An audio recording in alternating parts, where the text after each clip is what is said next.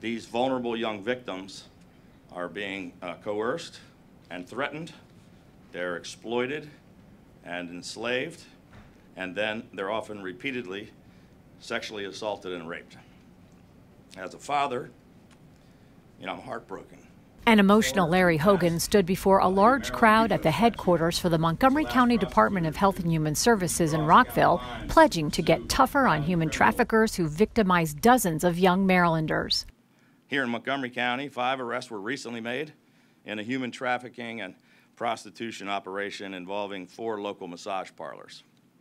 The chilling reality is that Maryland's central location and access to major highways, airports like I-95 and BWI make our state a hotbed for human trafficking, including both sex trafficking and labor trafficking. Maryland is one of the top states in the nation in calls to the National Human Trafficking Hotline. The governor signed an executive order creating an anti-human trafficking director position and also announced close to $10 million in funding to help victims with housing, legal fees, and therapy.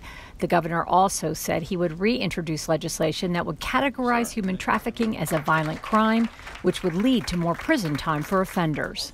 This legislation will ensure that offenders who commit these heinous acts will receive tougher penalties and will serve more of their sentences behind bars. Councilmember Mark Elrich is chair of the council's Public Safety Committee.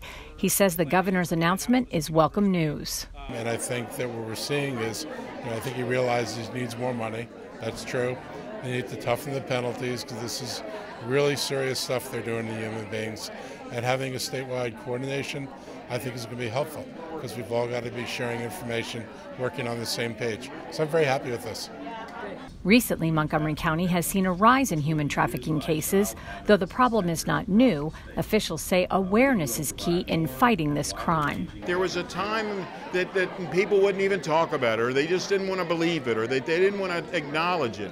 Now we're doing that, and that's the first time, that's the first way to solve a problem, is to acknowledge that you have it, to talk about it, to bring people together from a variety of backgrounds to solve this. This is not just a police effort. This is an effort that needs to go across many departments to solve it. I want to be very clear that while it is critical for us to aggressively pursue human traffickers, we must never, ever forget the victims. Reporting from Rockville, I'm Susan Kennedy.